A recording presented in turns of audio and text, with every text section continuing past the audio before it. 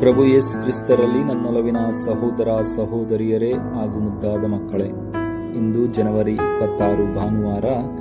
ಇಂದು ತಾಯಿ ಧರ್ಮಸಭೆಯು ಸಾಧಾರಣ ಕಾಲದ 3ನೆಯ ಭಾನುವಾರವನ್ನು ಆಚರಿಸುತ್ತಿದೆ.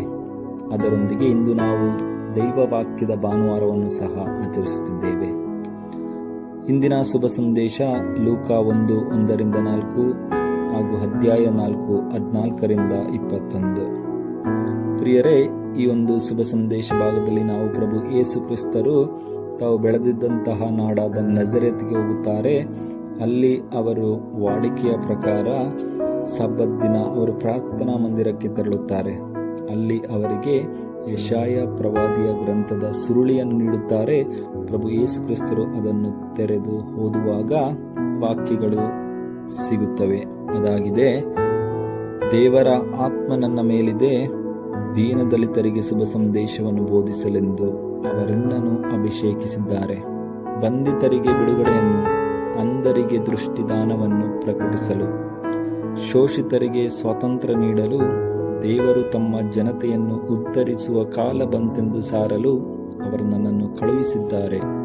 ಪ್ರಭು ಯೇಸು ಕ್ರಿಸ್ತರು ಈ ಒಂದು ವಾಕ್ಯವನ್ನು ಓದಿ ಸುರುಳಿಯನ್ನು ಸುತ್ತಿ ಆ ಪ್ರಾರ್ಥನಾ ಮಂದಿರದಲ್ಲಿದ್ದಂತಹ ಸೇವಕನ ಕೈಗೆ ಕೊಟ್ಟು, ಇಂದು ಇದು ನೆರವೇರಿತು ಎಂದು ಎಲ್ಲರ ಮುಂದೆ ಪ್ರಭು ಯೇಸು ಕ್ರಿಸ್ತರು ನುಡಿಯುತ್ತಾರೆ.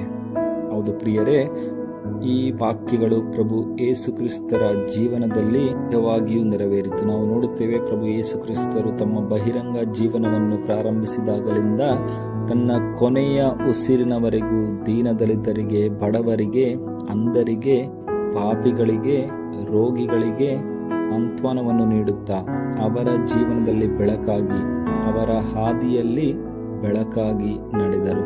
ಕಳೆದ ಕೆಲವು ಭಾನುವಾರಗಳ ಹಿಂದೆ ನಾವು ಪ್ರಭು ಯೇಸು ಕ್ರಿಸ್ತರ ಸ್ನಾನ ದೀಕ್ಷೆಯ ಹಬ್ಬವನ್ನು ಆಚರಿಸಿದೆವು. ಆವಾಗ ನಾವು ಕಂಡೆವು, ಪವಿತ್ರಾತ್ಮರು ಪಾರಿವಾಳದ ರೂಪದಲ್ಲಿ ಪ್ರಭು ಯೇಸು ಕ್ರಿಸ್ತರ ಮೇಲೆ ಇಳಿದು ಬರುವುದನ್ನು. ಪ್ರಭು ಯೇಸು ಕ್ರಿಸ್ತರು ಪವಿತ್ರಾತ್ಮರ ಶಕ್ತಿಯಿಂದ ಈ ಒಳ್ಳೆಯ ಕಾರ್ಯಗಳನ್ನು ಮಾಡಲು ಸಾಧ್ಯವಾಯಿತು. ಆದ್ದರಿಂದ ಇಂದಿನ ಶುಭ ಸಂದೇಶ, ದೇವರ ಆತ್ಮ ನನ್ನ ಮೇಲಿದೆ. ನಾವು ಪ್ರಭು ಯೇಸು ಕ್ರಿಸ್ತರಂತೆ ಒಳ್ಳೆಯ ಕಾರ್ಯಗಳನ್ನು ಮಾಡಬೇಕಾದರೆ ಆ ಪ್ರಭುವಿನ ಮೇಲಿದ್ದಂತಹ ದೇವರಾತ್ಮ, ಪವಿತ್ರಾತ್ಮ ನಮಗೂ ಸಹ ಬೇಕಾಗಿದೆ. ನಾವು ನೋಡುತ್ತೇವೆ, ನಮ್ಮ ದೀಕ್ಷಾ ಸ್ಥಾನದಲ್ಲಿ, ದೃಢೀಕರಣದಲ್ಲಿ ದೇವರು ನಮಗೆ ಪವಿತ್ರಾತ್ಮರನ್ನು ನೀಡಿದ್ದಾರೆ. ಆದರೆ ಹಲವಾರು ಬಾರಿ ನಾವು ಪಾಪ ಜೀವನವನ್ನು ನಡೆಸುವುದರ ಮೂಲಕ ದೇವರಿಂದ, ಪವಿತ್ರಾತ್ಮರಿಂದ ದೂರ ಸರಿದು ಬಿಡುತ್ತೇವೆ. ಇಂತಹ ಕ್ಷಣಗಳಲ್ಲಿ ನಾವು